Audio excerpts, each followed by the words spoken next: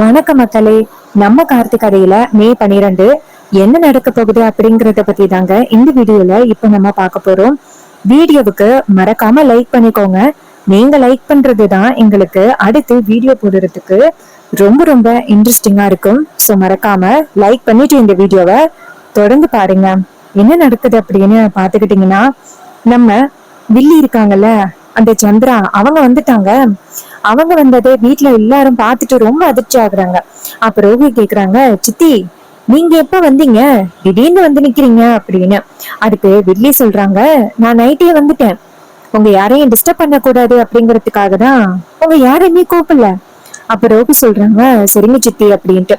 அப்ப ஈஸ்வரி சொல்றாங்க, ரோகு இது மாதிரி ரேவதிக்கு ஒரு சின்ன பரிகாரம் பண்ணணும், கோவிலுக்கு நம்ம எல்லாரும் போக போறோம், இன்னும் கொஞ்ச நேரத்துல ஐயர் வந்துருவாரு அப்படின்னு. அப்ப ராஜா கேக்குறாரு, என்ன பரிகாரம் செய்ய போற அவளுக்கு?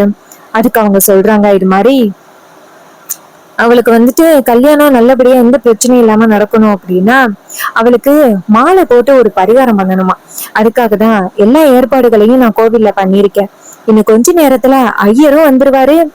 இதை கேட்டதும் ராஜா சொல்றாரு, இங்க பாரீஸ்வரி, இதெல்லாம் தேவையில்லை, இதெல்லாம் பண்ண வேண்டிய அவசியமும் இல்ல, ஏன் நீ இதெல்லாம் பண்ற அப்படின்னு கேக்குறாங்க. அதுக்கு ஈஸ்வரி சொல்றாங்க, இங்க பாருங்க, என் பொண்ணோட கல்யாணம் எந்தவித தடங்களும் இல்லாம நல்லபடியா நடக்கணும், அதுக்காக தான் நான் இப்படி பண்ணிக்கிட்டு இருக்கேன், நீங்க தேவையில்லாம வந்துட்டு இதுல தலையிடாதீங்க. இதை கேட்டதும் அவரு ரொம்பவே ஷாக் ஆகுறாரு. என்னடா இது, இவ இப்படி பேசுறாளே அப்படின்னு. அப்ப வில்லி சொல்றாங்க, அக்கா இவங்க எல்லாரும் இப்படிதான் பேசுவாங்க, ரேவதிக்கு நல்லபடியா இந்த கல்யாணம் நடக்கணும் அப்படின்னா இந்த பரிகாரத்தை நம்ம செஞ்சுதான் ஆகணும் அப்படின்னு சொல்லி பேசுறாங்க. அதே நேரத்துல ஐயர் அந்த இடத்துக்கு வந்துட்டு எப்படி பரிகாரம் பண்ணணும், எந்த கோவிலுக்கு போகணும் அப்படின்னு சொல்லிடுறாங்க. இது எல்லாமே ஈஸ்வரியோட ஏற்பாடுதான். அப்புறம் ஐயர் வெளியில வந்துட்டு ஈஸ்வரி கிட்ட சொல்றாங்க, இங்க பாருங்கம்மா, இது மாதிரி கோவிலுக்கு வந்துட்டு வேற ஒருத்தரை வர சொல்லியிருக்கேன், அவர்தான் வந்துட்டு அந்த ஏற்பாடுகள் எல்லாத்தையும் பண்ணுவாரு, எனக்கு ரொம்ப முக்கியமான ஒரு வேலை இருக்கிறதுனால நான் அங்க போறேன்.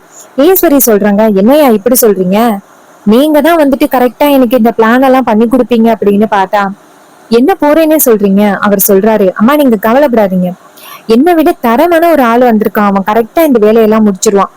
உடனே ஈஸ்வரியும், சரிங்க ஐயரே, உங்களை நம்பிதான் இருக்கேன் அப்படின்னு. அவர் சொல்றாரு, அம்மா நீங்க கவலைப்படாதீங்க, இன்னைக்கே இந்த பரிகாரம் நல்லபடியா நடக்கும், சரியா? ஈஸ்வரியும் சரிங்க ஐயரே அப்படின்னு சொல்லிட்டு நேரா வில்லி கிட்ட, சந்திரா எப்படியும் இந்த பரிகாரம் நல்லபடியா நடக்கணும், எந்த விதத்துலயும் தடபடவே கூடாது. அதுக்கு அவங்க சொல்றாங்க, அதெல்லாம் நல்லபடியா நடக்கும், நீ கவலைப்படாதக்கா அப்படின்ட்டு. அப்புறமா ஈஸ்வரி வீட்டுக்குள்ள வந்துட்டு எல்லாரையும் கூப்பிடுறாங்க, எல்லாரும் வாங்க அப்படின்ட்டு. ரேவதியும் அந்த இடத்துக்கு வராங்க. வந்துட்டு, அம்மா சொல்லுங்கம்மா. ஈஸ்வரி சொல்றாங்க, ரேவதி உன் கல்யாணம் நல்லபடியா முடியணும் அப்படின்னா ஒரு சின்ன பரிகாரம் செய்ய வேண்டியது இருக்கு, அதனால எல்லாரும் சேர்ந்து இப்ப கோயிலுக்கு கிளம்ப போறோம் வா அப்படின்ட்டு. அதுக்கு ரேவதி சொல்றாங்க, அம்மா என்னம்மா இது, இந்த காலத்துல எல்லாம் பரிகாரம் அப்படி இப்படின்னு சொல்லிக்கிட்டு இருக்கீங்க, அதெல்லாம் ஒண்ணு வேண்டாமா? ஈஸ்வரி சொல்றாங்க, அம்மாடி உன் கல்யாணம் நல்லபடியா நடக்கணும் அப்படின்னு நான் எல்லாம் ரொம்ப எதிர்பார்த்து காத்துக்கிட்டு இருக்கேன், சோ அதனால கொஞ்சம் பொறுமையா இருமா அப்படின்னு. உடனே ரேவதியும், சரிம்மா ஏதோ நீங்க சொல்றீங்க, அதனால நான் ஒத்துக்கிறேன் அப்படின்னு சொல்றாங்க.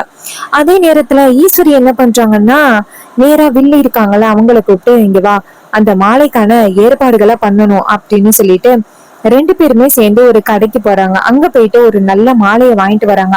வாங்கிட்டு வந்ததோட ஈஸ்வரி சொல்றாங்க, இந்த மாலைக்குள்ளதான் நம்ம தாலியை மறைச்சு வைக்கணும், இதுதான் அந்த மருது வந்துட்டு ரேவதிக்கு போட போறான் அப்படின்னு. அதுக்கு வெள்ளி சொல்றாங்க, ஆமாக்கா, தெரியாம இப்படியாவது ரேவதியோட கழுத்துல போட்டுறணும். அதுக்கு ஈஸ்வரி சொல்றாங்க, ஆமா, ரேவதியோட கழுத்துல போட்டுட்டு அந்த டிரைவர் பையல நான் பழி வாங்கிட்டேன் அப்படின்னு அவனுக்கு போன் பண்ணி சொல்லணும், ரேவதிக்கும் மருதுக்கும் கல்யாணம் ஆகிடுச்சு அப்படின்னு சொல்லணும். இதை கேட்டதும் ரொம்பவே சந்தோஷப்படுறாங்க வில்லி. ஆமாக்கா, அவனை தோற்கடிக்கணுக்கா, அதான் நம்மளோட முதல் வேலை அப்படின்னு.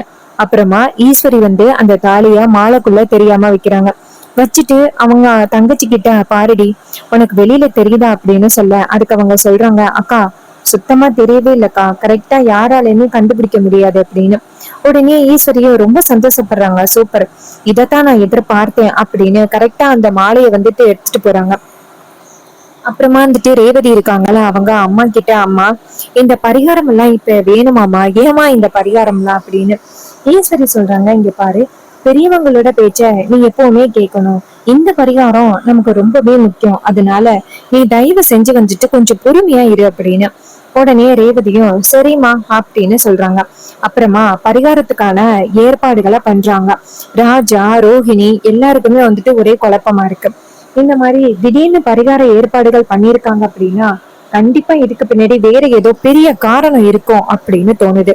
இந்த விஷயத்த பத்தி சகலக்கி சகலக்கிட்ட உடனே சொல்லணும் அப்படின்ட்டு மயில சொல்றாரு. உடனே ராஜா சொல்றாரு, ஆமா மாப்பிள்ள, இந்த விஷயத்த பத்தி மாப்பிள்ளை கிட்ட உடனே சொல்லணும், போன் பண்ணுங்க அப்படின்னு சொல்லிட்டு நேரா ஹீரோவுக்கு போன் பண்றாங்க. நம்ம ஹீரோ போன் அட்டன் பண்ணி சொல்லுங்க அப்படின்னு சொல்ல அவரு சொல்றாரு, இது மாதிரி பரிகாரத்துக்கான ஏற்பாடுகளை வந்துட்டு வீட்டுல பண்ணிக்கிட்டு இருக்காங்க அப்படின்னு.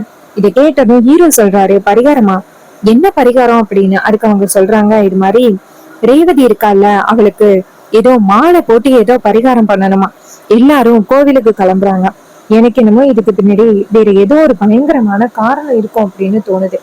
ஈஸ்வரி இப்படி பண்றா அப்படின்னா கண்டிப்பா அவ ஏதோ ஒரு பிளான வச்சுதான் பண்ணுவா. மாப்பிள்ள, நீங்க நேரா கோவிலுக்கு வந்துருங்க அப்படின்னு. ஹீரோ சொல்றாரு, சரி நான் வந்துறேன் அப்படின்னு சொல்லிட்டு போனை கட் பண்றாரு. அதே நேரத்துல மயிலு சொல்றாரு, மாப்பிள்ள வந்துட்டு கோவிலுக்கு வந்துறேன் அப்படின்னு சொல்லிட்டாரு. எப்படி வந்துட்டு மோதிரத்தை மாத்தினாரோ அதே மாதிரி வந்துட்டு இந்த பரிகாரத்தையும் அவரு செஞ்சிருவாரு, அதனால நீங்க கவலைப்படாதீங்க அப்படின்னு ராஜா சொல்றாரு. ஆமா அப்படின்ட்டு எல்லாரும் சேர்ந்து கோவிலுக்கு கிளம்புறாங்க. ராஜா நேரம் ஈஸ்வரி கிட்ட வந்துட்டு, ஈஸ்வரி கோவிலுக்கு கிளம்பலாமா அப்படின்னு சொல்ல ஈஸ்வரியும் சரி வாங்க போகலாம் அப்படின்னு சொல்றாங்க. அப்ப ஈஸ்வரி நினைக்கிறாங்க, இவங்க எல்லாரும் என்ன இவ்வளவு கான்பிடென்டா கோவிலுக்கு கிளம்புறாங்க, இவங்க எல்லாரும் இவ்வளவு கான்பிடென்டா கோவிலுக்கு கிளம்புறாங்க அப்படின்னா கண்டிப்பா இதுக்கு பின்னாடி ஏதோ ஒரு காரணம் இருக்கும்னு நினைக்கிறேன் அப்படின்னு பாக்குறாங்க. அப்ப ராஜா என்ன பண்றாருன்னா, சரி வாங்க போகலாம் அப்படின்ட்டு எல்லாரும் சேர்ந்து கிளம்புறாங்க. ரேவதி எல்லாரும் சேர்ந்து கோவிலுக்கு போறாங்களா, அங்க வந்துட்டு ஐயர் உட்கார்ந்து இருக்காரு. ஈஸ்வரியும் நேரா ஐயர் கிட்ட போயிட்டு, ஐயரே, நாங்க ஏற்பாடு பண்ண ஐயர் நீங்க தானே? அதுக்கு அவர் சொல்றாரு, ஈஸ்வரி மேடம் நீங்க தானே, உங்களுக்காக தான் இந்த பரிகார ஏற்பாடுகளா ஐயா பண்ண சொன்னாரு, எல்லா பரிகார ஏற்பாடுகளும் ரெடியா இருக்கு, நீங்க வாங்க அப்படின்னு சொல்லிட்டு எங்க பொண்ணு அப்படின்னு சொல்லி கேட்க அப்ப ரேவதி வந்து நிக்கிறாங்க. அதே நேரத்துல நம்ம ஹீரோ இருக்காருல்ல, அந்த பக்கமா கோவிலுக்கு சாமி கும்பிட வர மாதிரி வராரு. அப்ப ரேவதி ஹீரோவை பார்த்ததும் செம ஹாப்பி ஆகி டக்குன்னு எந்திரிச்சு, அம்மா ஒரு நிமிஷம் இருங்க, எம்டி சார் வந்திருக்காரு அப்படின்னு. அதை கேட்டதும் ஈஸ்வரிக்கு செம்ம ஷாக் ஆகுது. இவன் எதுக்கு இங்க வந்திருக்கான் அப்படின்னு ஈஸ்வரி நேரா நின்னு பாத்துக்கிட்டு இருக்காங்க. வில்லி நேரா அவங்க அக்காவை பார்த்து, என்னக்கா இது, இவன் இங்க வந்திருக்கான், நம்ம பிளான் தெரிஞ்சுதான் இங்க வந்திருப்பானோ? ஈஸ்வரி சொல்றாங்க, நம்ம பிளான் அவனுக்கு தெரியறதுக்கு வாய்ப்பே இல்லை, நம்ம எதுக்காகவே இங்க வந்திருக்கோம் அப்படிங்கறது தெரிஞ்சுதான் அவன் இங்க வந்திருக்கான். என்ன நடந்தாலும் சரி இந்த கல்யாணம் நல்லபடியா நடக்கணும், அதுவும் ரேவதிக்கு தெரியாம. வில்லி சொல்றாங்க, ஆமாக்கா அப்படின்ட்டு. அப்புறமா ஹீரோ இருக்காருல்ல, அவர் வந்து நின்னத்தோட ரேவதி ஓடி போய் ஹீரோவை பார்த்து, சார் நீங்க இங்க என்ன சார் பண்ணிக்கிட்டு இருக்கீங்க, இந்த மாதிரி வந்துட்டு நீங்க வருவீங்க அப்படின்னு நான் கொஞ்சம் கூட எதிர்பார்க்கவே இல்லை, அம்மா எனக்கு ஏதோ பரிகாரம் செய்யணும் அப்படின்னு கோவிலுக்கு கூட்டிட்டு வந்தாங்க, வாங்க சார் அப்படின்ட்டு. அப்ப ஹீரோ சொல்றாரு, அப்படியா ரேவதி, நானுமே எதாச்சியா கோவிலுக்கு வந்தேன், உங்களை பார்ப்பேன் அப்படின்னு நான் எக்ஸ்பெக்ட் பண்ணவே இல்லை, சரி வாங்க அப்படின்னு சொல்லிட்டு போறாங்க. நேரா கோவிலுக்கு வராங்க. அப்போ நம்ம ஈஸ்வரி வந்து ஹீரோவை பார்த்து வணக்கம் சொல்றாங்க. ஹீரோவும், வணக்கம் மேடம், உங்க பொண்ணுக்கு ஏதோ பரிகாரம் செய்யறதா கேள்விப்பட்டேன், அதான் நான் சும்மா கோவிலுக்கு எதாச்சியா வந்த பொழுது உங்க பொண்ணு என்ன கூப்பிடுறாங்க. அப்ப ஈஸ்வரி சொல்றாங்க, சரி சரி வாங்க அப்படின்ட்டு. அப்ப ரேவதி போயிட்டு அவங்க உட்காடுறாங்க. ராஜா, மயிலு 3 பேரும் நிக்கிறாங்க. அப்ப மயிலு சொல்றாரு, மாப்பிள்ள நல்ல வேளை கரெக்டான நேரத்துல வந்துட்டீங்க, அத்தை ஏதோ பயங்கரமா ஏதோ ஒரு திட்டம் தீட்டுறாங்க அப்படின்னு தெரியுது, ஆனா என்ன திட்டம் அப்படிங்கறது எங்களுக்கு ஒண்ணுமே புரியல, நல்ல வேலை நீங்க வந்துட்டீங்க. அப்ப ஹீரோ சொல்றாரு, கவலைப்படாதீங்க, அதான் நான் வந்துட்டேன்னு, இதுக்கப்புறம் நீங்க கவலைப்படாதீங்க, என்ன நடந்தாலும் நான் பாத்துக்கிறேன் அப்படின்ட்டு. அப்புறமா அந்த இடத்துக்கு மருது, அந்த கலா எல்லாரும் வந்துடுறாங்க. மருது வந்துட்டு ஹீரோவை பார்த்ததும் வந்துட்டு பயத்துல நிக்கிறாரு. இவன் என்ன இங்க வந்திருக்கான், இவன் வந்திருக்கான் அப்படின்னா கண்டிப்பா வந்துட்டு ஏதாவது ஒரு வகையில நமக்கு பிரச்சனை கொடுப்பானே அப்படின்னு இருக்காங்க.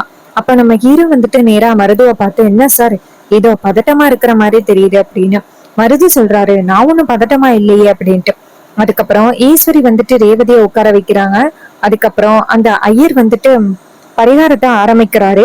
பரிகாரத்தை ஆரம்பிக்கும் பொழுது ஐயர் சொல்றாரு, சரி மாலையை எடுங்கோ அப்படின்ட்டு.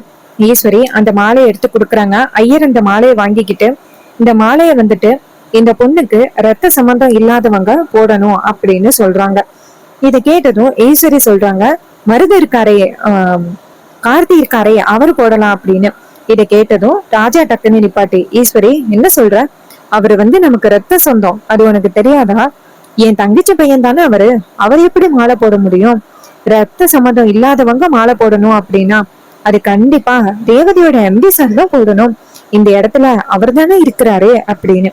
இதை கேட்டதும் ரொம்பவே ஷாக் ஆகுறாங்க ஈஸ்வரி.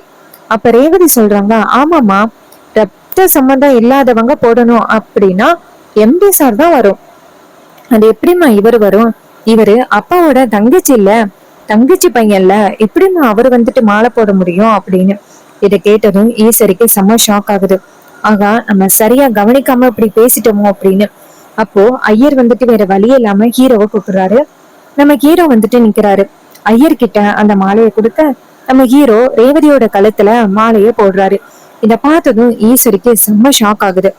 அப்போ வில்லியும் இத பார்த்துட்டு அதிர்ச்சி ஆகுறாங்க. ஹீரோ மாலையை போட்டதும் ஐயர் சொல்றாரு, இந்த பரிகாரம் நல்லபடியா முடிஞ்சிட்டு, இனிமே இந்த பொண்ணுக்கு நல்லபடியா கல்யாணம் நடக்கும் அப்படின்னு. ஈஸ்வரி இதை கேட்டுட்டு ரொம்பவே அதிர்ச்சி ஆகுறாங்க. அப்போ வில்லியும் இத பார்த்துட்டு செம ஷாக் ஆகுறாங்க. அம்மா நினைச்சது என்ன கடைசில இங்க எப்படி நடக்குதே அப்படின்னு. அப்ப ஈஸ்வரி என்ன பண்றாங்கன்னா, நேரா ஐயரை பார்த்து, ஐயரே இங்க வாங்க, ஒரு நிமிஷம் உங்ககிட்ட பேசணும் அப்படின்ட்டு. ஐயர் நேரா ஈஸ்வரி கிட்ட, சொல்லுங்கம்மா.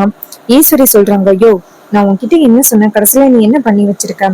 அதுக்கு அவர் சொல்றாரு, அம்மா நீங்க சொன்ன மாதிரிதான் நான் செஞ்சேன், நீங்க என்ன என் மேல கோவப்படுறீங்க அப்படின்னு கேக்குறாங்க. ஈஸ்வரி சொல்றாங்க, என்ன ஆனாலும் மருதுதான் என் ரேவதியோட, என் பொண்ணோட கழுத்துல அந்த மாலையை போடணும் அப்படின்னு சொன்னேன். ஆனா நீங்க என்ன இப்படி பண்ணி வச்சிருக்கீங்க? அதுக்கு அவர் சொல்றாரு, அம்மா நீங்க முன்னாடியே சொல்லியிருந்தீங்கன்னா நான் கரெக்டா அந்த மாதிரி பண்ணிருப்பேன். ஆனா நீங்க என்கிட்ட எந்தவித தெளிவான ஒரு விஷயத்தையும் சொல்லல. அப்படி இருக்கையில என் மேல கோவப்பட்டு எந்தவித பிரயோஜனமும் இல்ல. அம்மா நடந்தது நடந்து போச்சு. அதுக்கு ஈஸ்வரி சொல்றாங்க, இங்க பாரு, அந்த மாலைக்குள்ள நான் தாலி வச்சிருந்தேன் தெரியுமா, ஏன் இப்படி குழப்பிவிட்ட அப்படின்னு சொல்லிட்டு பேசுறாங்க. இதை கேட்டதும் அவரு ரொம்பவே ஷாக் ஆகுறாரு. என்ன மேடம் இப்படி அதிர்ச்சியான விஷயத்த சொல்றீங்க? அதுக்கு அவங்க சொல்றாங்க, ஆமா அப்படின்னு. இதை கேட்டதும் அந்த ஐயருக்கு ரொம்பவே ஷாக் ஆகுது. அப்ப ஈஸ்வரி சொல்றாங்க, உன்னையெல்லாம் ஒரு ஆளு அப்படின்னு நான் கூட்டிட்டு வந்த பாரு, என்ன சொல்லணும் அப்படின்ட்டு. அப்ப ஹீரோ அந்த இடத்துக்கு வராரு. நேரா அவங்க அத்தையை பார்த்து, அத்தை நீங்க ரேவதிக்கு என்னதான் முயற்சி பண்ணி அந்த மருத்துவ ரேவதி கூட கனெக்ட் பண்ணி வச்சு ரேவதிக்கு கல்யாணம் பண்ணி வைக்கலாம் அப்படின்னு நீங்க என்ன ட்ரை பண்ணாலும் அது எதுவுமே நடக்கிறதுக்கு வாய்ப்பே இல்லை.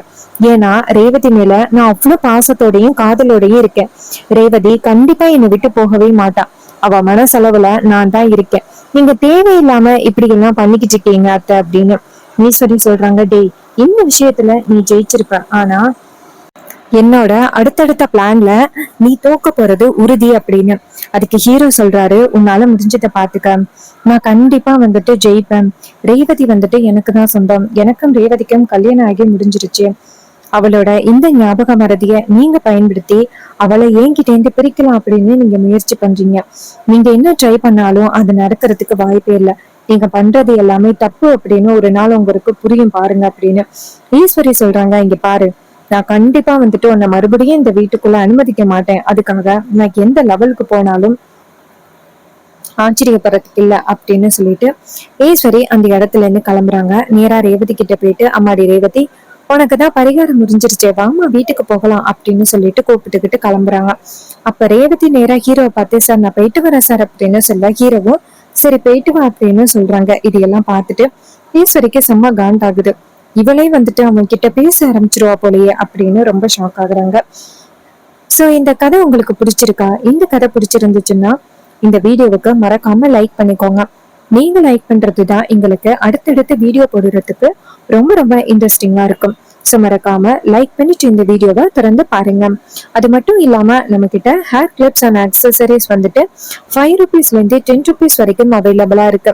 இந்த ஹேர் கிளிப்ஸ் ஆக்சசரிஸ் நீங்க பை பண்ணணும் அப்படின்னா கமெண்ட்ல ஹாய் அப்படின்னு மெசேஜ் பண்ணி ஆர்டர் பிளேஸ் பண்ணுங்க. இது நம்ம கிட்ட லிமிடெட் ஸ்டாக் தான் இருக்கு. சோ சீக்கிரம் ஆர்டர் பிளேஸ் பண்ணி பை பண்ணிக்கோங்க. நம்ம கிட்ட கோவிலுக்கு கொண்டுட்டு போற அழகான பூஜை கூட அவைலபிளா இருக்கு. ₹300 ஃப்ரீ ஷிப்பிங்கோட உங்களுக்கு பண்ணி கொடுக்குறோம். ஹாய்னு மெசேஜ் பண்ணி சீக்கிரம் ஆர்டர் பிளேஸ் பண்ணுங்க.